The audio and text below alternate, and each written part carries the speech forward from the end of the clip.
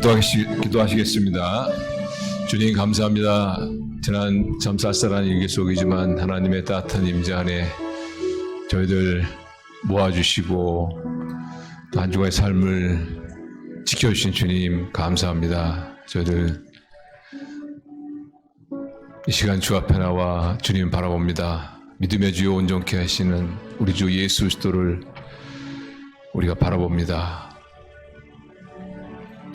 해바라기가 해를 바라봤을 때 태양의 빛으로 충만해지는 것처럼 믿음의 눈을 크게 뜨고 주를 바라본 자마다 주님 은혜의 빛을 비춰주시고 믿음의 빛을 비춰주시고 진리의 빛을 비춰주셔서 오늘 저희들 말씀 통해서 하나님을 만나고 하나님의 놀라우신 은혜와 능력을 체험하는 복된 시간으로 인도하여 주옵소서. 예수님의 이름으로 기도합나이다. 아멘. 우리 말씀 보겠습니다. 네, 마가복음 1장 21절에서 28절입니다. 마가복음 1장 21절에서 28절.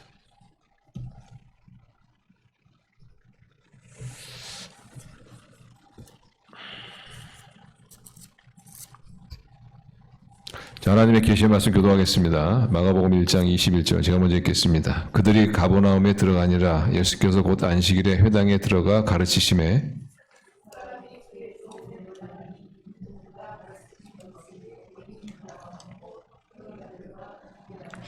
마침 그들의 회당에 더러운 귀신 들린 사람이 있어 소리지르러 이르되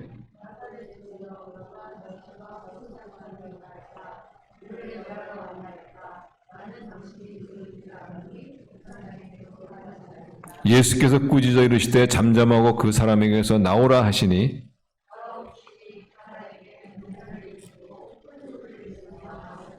다 놀라 서로 물어 이르되 이는 어찌미냐 권위 있는 새 교훈이로다 더러운 귀신들에게 명한즉 순종하는도다 하더라.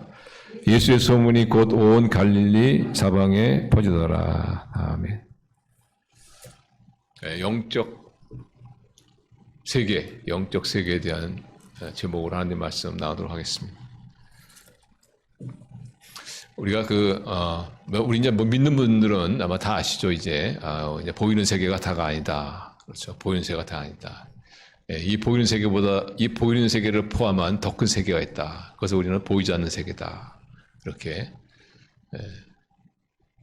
가시적인 세계가 있는가 하면 비가시적인 그런 세계가 있다. 이렇게 말씀을 드렸습니다. 그래서 우리는 보이지 않는 세계에 포함된 그런 보이는 세계에 우리가 살고 있죠. 뭐 보이지 않는 세계다 이러면은 좀 잘 감이 안 잡히시면은 고차원의 세계다 이렇게 생각하셔도 됩니다. 고차원. 우리가 살고 있는 세계가 4차원. 그렇죠? 공간 3차원의 시간 1차원. 4차원의 세계보다 더 큰 세계, 더 높은 세계. 그거 10차원일 수 있고 20차원일 수 있고 그건 알 수 없습니다만은 그러니까 10차원의 세계는 뭐예요? 4차원의 세계를 포함한 그런 더 큰 세계를 말하죠. 그런 것처럼 이 보이는 세계보다 더 큰 세계, 이것을 포함한 더 큰 세계가 뭐냐? 보이지 않는 세계라는 것이죠. 보이지 않는 세계가 왜 중요하냐면은 보이지 않는 세계에서 사실상 모든 것이 결정이 됩니다. 그러니까 어찌 보면은 보이는 세계에서는 이미 보이지 않는 세계도 결정된 것이 이 보이는 세계에서는 이제 현상으로 나타나는 것이죠. 결과물로 나타나는 것이죠.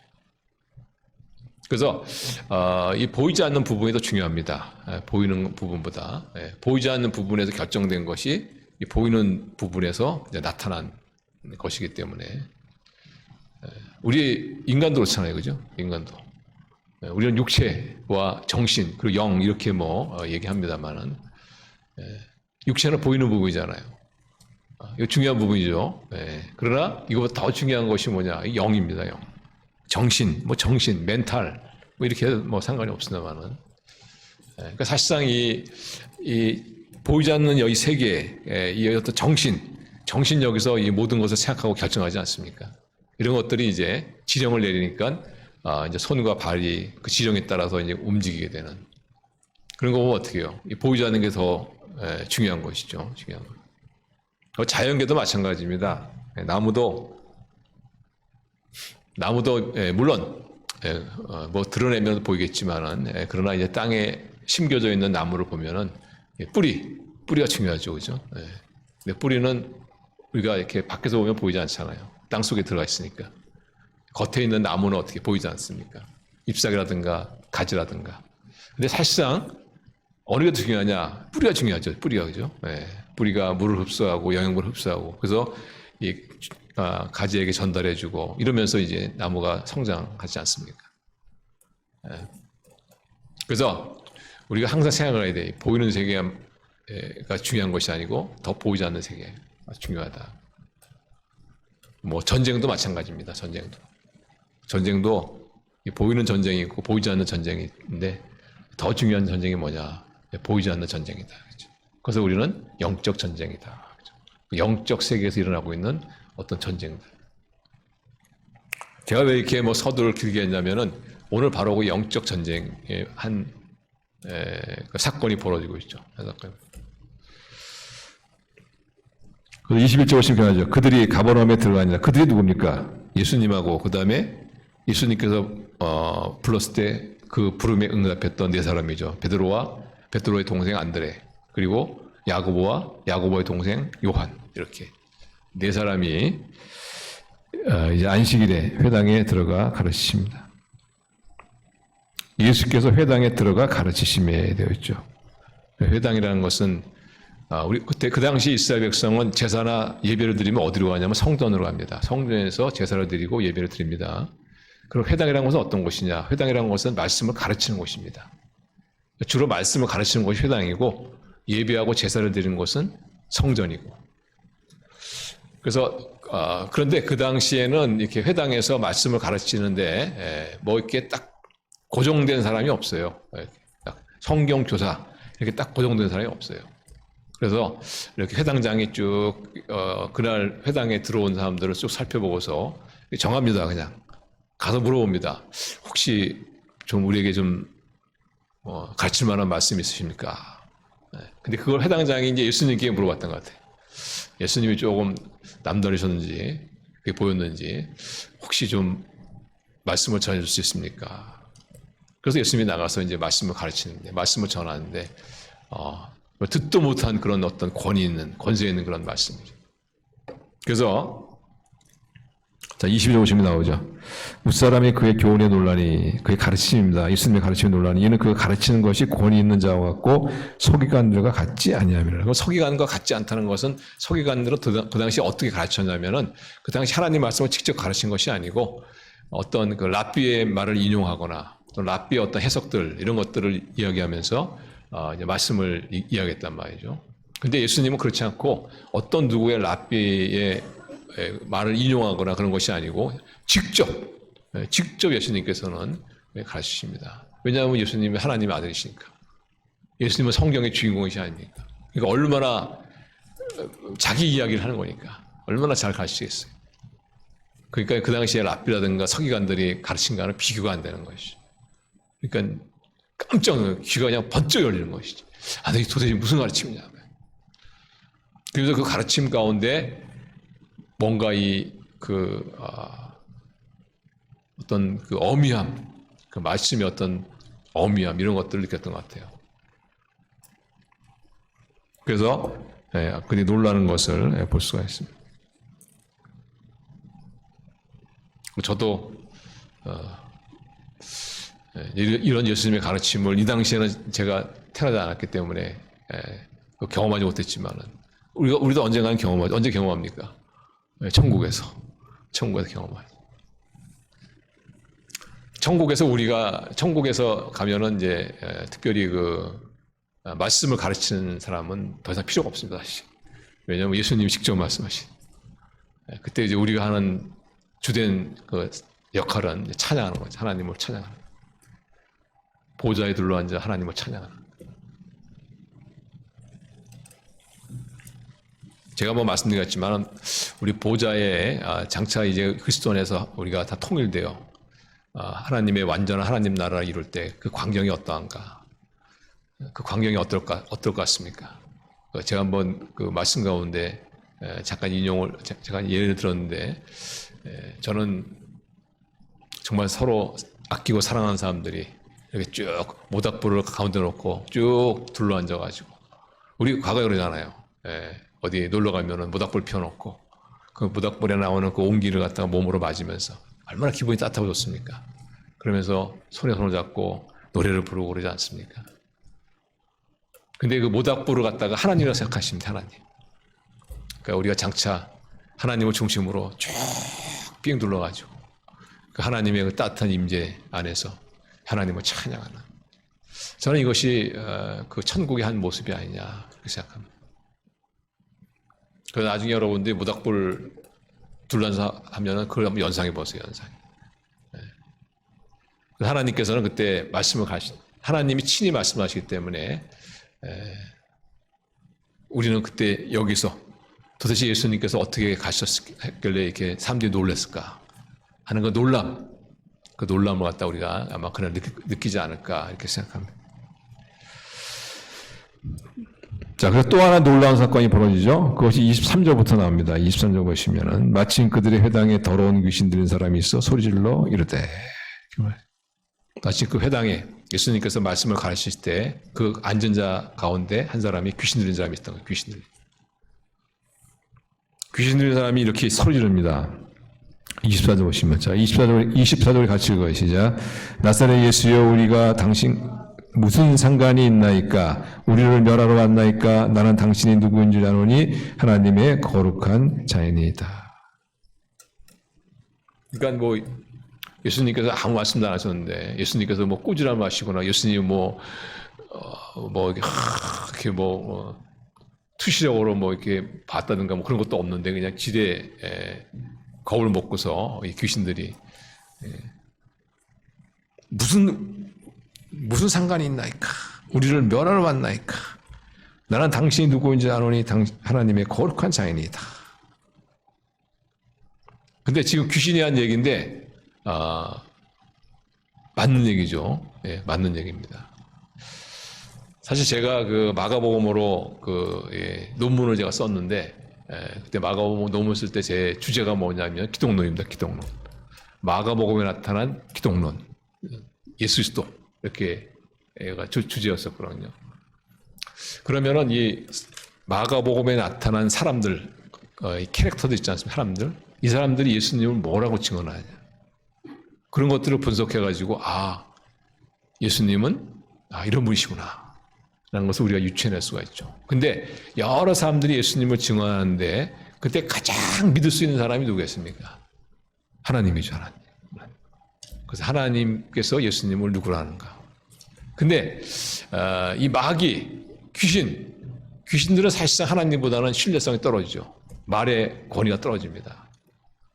그래서 어떤 사람은 가르치기를 귀신의 말은 믿게 못 된다. 예수님이 이야기한 것들은 그것은 좀 우리가 믿기 좀 어렵다. 이렇게 말씀하시는 분도 있는데, 그런데 이건 사실입니다. 마귀는 사실이. 어떻게 이 귀신이라는 것은 이 악령을 말합니다. 악령. 어떤 억울한 죽음을 당한 처녀가 혼이 귀신이 그런 귀신이 아니고 악령을 말해요. 타락한 천사, 악령을 말하죠. 근데 그 악령들이 예수님에 대해서 당신은 우리를 멸하는, 그러니까 예수님이 심판자라는 것이죠. 심판자. 맞는 말씀이죠. 그 다음에 하나님의 거룩한 자이다. 당신 하나님의 아들 아닙니까? 근데 이 당시만 해도 예수님이 하나님의 아들이라는 것을 아무도 몰랐어요. 그런데 이 귀신이 아는 거예요. 어떻게 했을까요? 귀신이니까 아는 거예요. 귀신이니까. 악령이니까 아는 거예요. 악령은 하나님처럼 전지하지 못합니다. 그러나 악령은 이 과거를 잘 아는 그런 어떤 힘이 있죠. 그래서 우리 인간하고는 비교할 수 없는 그런 지력을 어떤 하나님만큼 전지하지는 않지만 그러나 우리 과거를 잘 아는. 그래서 이 무당들이 우리의 과거를 갖다가 또 점 보는 사람들이 우리의 과거를 갖다가 이게 맞추는 것이 그냥 이렇게 대충 이렇게 뭐 하는 게 아니고 그런 사람들은 가짜고, 진짜 이 점쟁이들, 아주 용한 점쟁이들은 이 귀신의 힘을 빌려가지고, 왜냐하면 귀신이 과거를 잘 아니까 귀신의 힘을 빌려가지고 이제 그 점 보는 일을 하는 것이죠. 그 제가 아는 목사님 아주 친밀하게 잘 알지는 않지만은 한 달이 건너서 아는 그 목사님 같은 경우에도 정말 테스트를 해보려고 저 점쟁이가 진짜 하는 제가 찾아간 적이 있대요. 근데 기가 막히게 자신의 과거를 잘 맞춘다는 거예요. 그때 이제 딱 안 거죠. 아, 저게 귀신의 힘을 빌려가지고 이 점을 치는구나. 내 과거를 갖다가 이야기하는구나. 그래서 바로 이 부분에 있어서 우리가 영적 세계에 지금 어떤 일이 일어나고 있는가 하는 것을 우리가 알 수가 있습니다. 그러니까 정말로 우리가 보이는 세계가 다가 아니고 보이지 않는 세계. 이 세계에 얼마나 치열한 이런 그 싸움이 있는가. 이것을 우리가 예수님의 사역을 통해서 우리가 알 수가 있습니다. 그래서 어떻게 합니까? 이호죠. 예수께서 꾸지러시되 잠잠하고 그 사람에게 나오라 하시니 더러운 귀신이 그 사람에게 경련을 일으키고 큰 소리를 지르며 나오는지라. 그러면서 20절 보시면, 자, 우리 27절 있나요? 네, 없네요. 다 놀라 서로 물으되 이는 어찌 미녀 권 있는 세기오니로다 더러운 귀신들에게 명하는즉 순종하는도다 하더라. 다 놀라. 그렇죠? 두 번 놀랐죠. 회당에서 예수님의 말씀 가르침의 권위에 놀라고 이제 또 그 귀신을 쫓아내시는 예수님의 능력에 놀라는 것을 볼 수가 있습니다. 그래서 여기는 우리가 이 사건을 통해서 이 보이는 세계가 다가 아니고 보이지 않는 세계가 있구나 하는 것을 우리가 다시 한번 확인할 수가 있습니다. 우리가 그래서 이 신앙생활을 잘 하려면은 우리가 승리하는 그런 삶을 살려면은 이 보이는 세계뿐만 아니라 보이지 않는 세계에 지금 어떤 일이 일어나고 있는가, 어떤 보이지 않는 세계에 어떤 존재들이 있는가 이런 것들을 알아야 됩니다. 알아야. 우리가 모르면 당하는 거예요. 모르면. 특별히 영적 전쟁에 그 악마와 마귀와 이 악령들과의 그런 영적 전쟁에서 우리가 정말 알아야 이들의 정체입니다. 정말 이 보이지 않는 세계에 이런 엄청난 일들이 일어나고 있구나. 이런 엄청난 이런 전쟁들이 있구나. 이런 것들을 우리가 알아야죠. 그렇지 않으면 당하는 거예요. 사실 그 악령이 가장 약한 점이 뭐냐면요. 우리가 영적 전쟁에서 꼭 기억할 것. 이 악령이 힘을 못 쓸 때가 언제냐면은 자기의 정치가 탄로나면은 힘을 못 써요. 왜 그 어두움 가운데 행하는 자들은 이 빛으로 딱 나오면 힘을 못 쓰잖아요. 그죠? 그런 것처럼 이 악령이 힘을 못 쓸 때가 언제냐? 자신의 정치가 탄로납니다. 그러니까 어떻게든지 악령들은 자신의 정체를 숨기고 이제 활동을 하고 역사하는.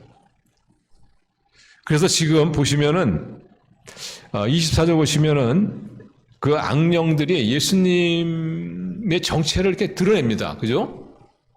당신은 우리를 멸하나니까 우리는 당신이 누군지 압니다. 하나님의 거룩한 자입니다. 지금 악령이 뭐예요? 자신의 정체를, 예수님의 정체를 드러내는 거예요. 예수님의 정체를 왜 드러냅니까?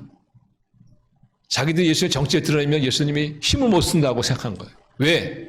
자기들의 정체가 발각이 되면 자기들이 힘을 못 쓰거든요. 그래서 예수님도 정체를 드러내면 힘을 못 쓸 것이다. 이런 어떤 생각하에 예수님의 정체를 드러낸 거예요. 도둑이 제발 저지른 것과 같은 것이죠. 그래서 여기서 우리는 이런 마귀의 이런 악령들의 행동을 보면서 진짜 이 악령들은 자신의 정체가 드러나면은 정말 힘을 못 쓰는구나. 그래서 우리가 그러려면은 보이지 않는 세계에 이 영적인 존재들이 있고 영적인 역사들이 있고 이걸 알아야 돼요. 이거를. 그래서 딱 이게 악령의 역사구나 이걸 알아야 돼. 그래야 우리가 이길 수가 있어요. 그렇지 않으면은 우리가 매번 당합니다. 그 C.S. 루이스가 쓴 그 책에 보면은 이 악령에 대한 두 가지 극단을 얘기하고 있죠. 하나는 뭐냐면은 모든 것이 악령 탓이다. 감기 걸린 것도 악령 탓이고. 그래서 뭐 어떤 교단에서는 이제 그 귀신론을 너무 강조하는 교단에서는 뭐 감기 걸리면 감기 귀신이라고 그러고, 뭐 넘어지면 뭐 또 악령이 넘어뜨렸다 그러고, 뭐 병 걸리면 무슨 병 뭐 귀신이라고 그러고, 다 귀신이야 다. 그게 잘못된 거예요. 잘못된 극단입니다. 잘못된 극단. 모든 것을 악령의 탓으로 돌리면은 우리는 반성과 성장할 수 있는 그런 여지가 없어요, 지금. 모든 것이 악령의 탓은 아니죠. 모든 것이 악령의 역사는 아니죠. 우리가 빌미를 제공했다든가 아니 우리의 또 실수 있고 우리의 또 죄일 수 있는 것이죠. 또 하나의 극단이 뭐냐면은 악령은 없다 하는 겁니다. 악령은 없다. 그래서 뭐 오늘 말씀, 자 오늘 이것도 본문 말씀을 한번 여러분들이 안 믿는 사람하고 한번 같이 한번 이렇게 읽었다고 한번 생각해 보세요. 안 믿는 사람들이 뭐라고 생각할까요? 아니 지금 어느 시대인데 지금 달나라가고 뭐 화성을 간다고 하는 뭐 그런 시대인데 무슨 이런 미신 같은 얘기를 합니까? 이렇게 하지 않겠습니까? 그 악령의 존재를 인정하지 않는 거죠. 그러니까 악령은 얼씨구 하는 거지.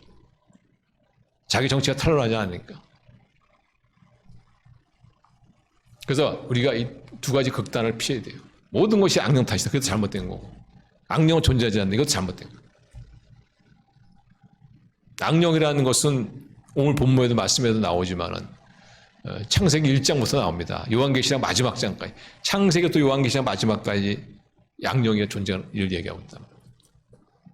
그 창세기 1장에 인간이 타락할 때 그 인간이 죄를 짓지 않습니까? 그 죄를 짓는 그 죄의 유혹을 한 존재가 누구예요? 뱀이잖아요, 뱀. 뱀이지 않습니까? 그 인간을 유혹해서 인간을 하여금 죄를 짓게 만들어서 하나님과의 관계에서 떠나게 만든 존재가 누구냐? 그게 악령이란 거예요. 똑같이 악령이 지금도 그렇죠. 우리를 유혹해서 하나님 사이를 가르고 하나님부터 떠나게 만드는 그런 일을 하고 있지 않습니까? 그 요한계시록 보시면 요한계시록 한번 열어보세요. 요한계시록 보시면 나오죠. 자, 우리랑 같이 읽어요. 시작. 큰 용이 내쫓기니 옛뱀 곧 마귀라고도 하고 사탄이라고도 하며 온 천하를 꿰는 자라. 그가 땅에서 내쫓기니 그의 사들도 그와 함께 내쫓기니라. 요한계시록에 등장한단 말이에요. 창세기에 등장한 이 뱀이 요한계시록에서 뭐냐? 옛뱀 곧 마귀다. 그래서 우리가 모든 것이 그 악령 탓이다. 이것도 잘못됐지만은 악령이라는 존재를 믿지 않는 부인하는 것도 더 잘못된 겁니다. 그럼 우리가 보이지 않는 영적 싸움에서 이길 수가 없는.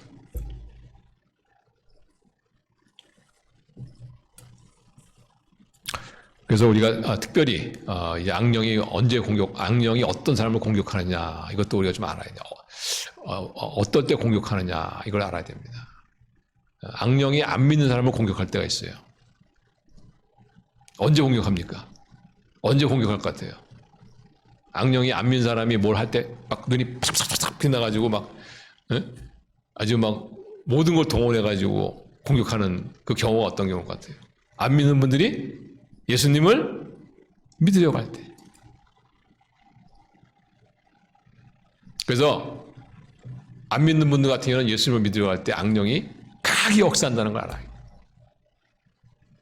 자기 밑에 있던 사람이 자기를 떠나가지고 자기의 적이 되는 원수가 되는 하나님 쪽으로 가려고 하니까 악령이 가만히 있겠습니까?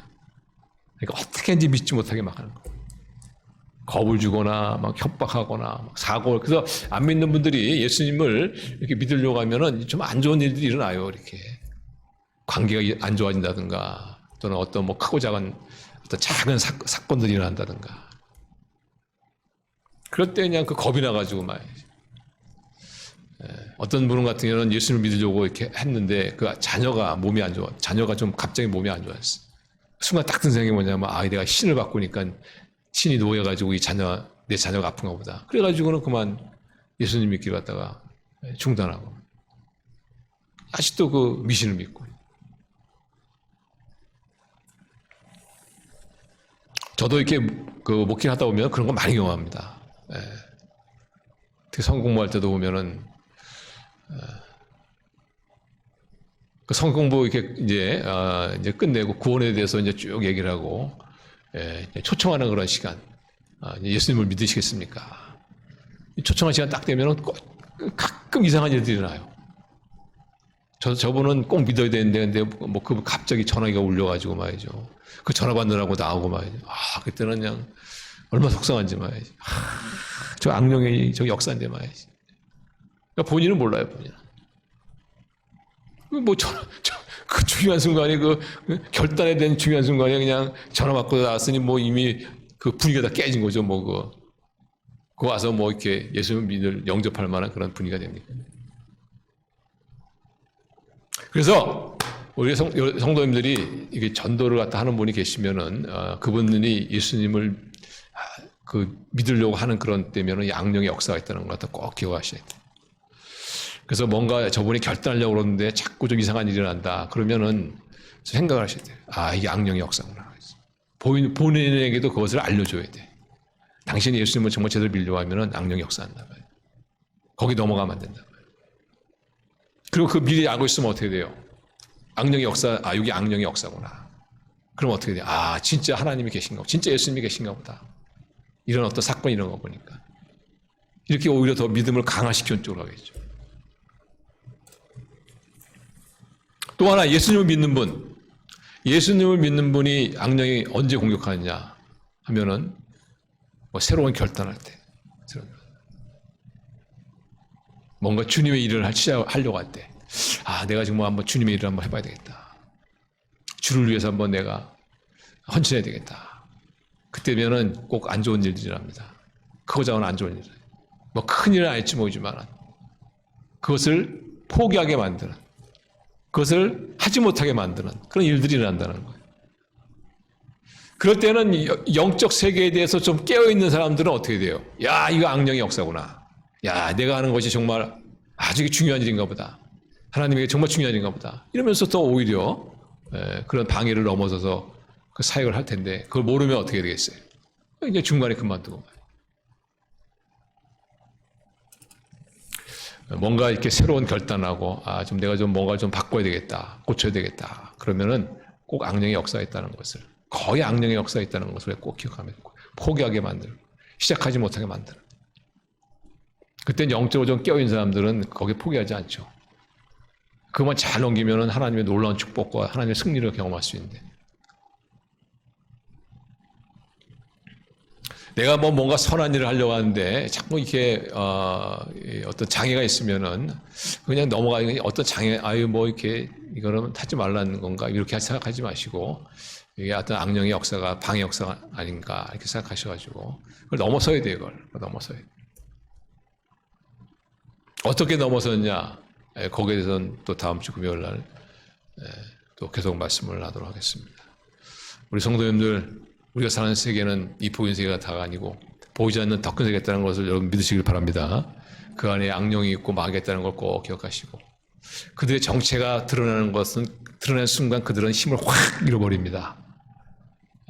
그래서 항상 이런 세계에 살고 있다는 것 항상 우리가 인식하면서, 특별히 예수님 믿지 않는 분들, 예수님 믿을 때 악령이 강하게 역사한다는 것, 그리고 예수님 믿는 분들은 뭔가 새로운 결단을 하고 뭔가 주님께 헌신했을 때, 뭔가 주님을 위해서, 이웃을 위해서 선한 일을 하려고 할 때 그때 악령의 역사가 있다는 걸 꼭 기억하시고, 거기에 영향받아서 그만 축복의 그런 축복받는 그런 기회를 놓치지 마시고 극복하셔서 우리 승리하셔서 하나님의 놀라운 능력과 우리 축복을 체험하시는 그런 저와 여러분 되시기를 주님의 이름으로 축원합니다. 기도하겠습니다.